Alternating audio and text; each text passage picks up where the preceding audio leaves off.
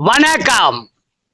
அப்பா நண்பர்களே பாருங்க, இந்த தண்ணியில தான் உயிரே வச்சிருக்கா கடவுள்.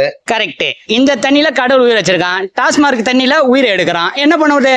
நான் என்ன சொல்ல வரேன்னா நண்பர்களே, வெயில் பயங்கரமா கொளுத்துது. குழந்தைங்கள வெளியே விடாதீங்க. நீங்க போகும்போது சேஃப்டியா போயிடுங்க. வெயில் டைமுக்கு எங்க வெளியில போறீங்கன்னா மோர் கூத்தால ஜூஸோ ஏதாச்சும் ஒண்ணு சாப்பிடுங்க. கொஞ்சம் ரெட் அலர்ட் கொடுத்துருக்காங்க. சேஃப்டி காசோட எல்லாம் நான் சொல்ல வரேன். நீங்க கொடை வச்சிருக்க. நான் தலைவா, கொடை கம்பெனில எதுனா அமௌண்ட் வாங்கிட்டீங்களா?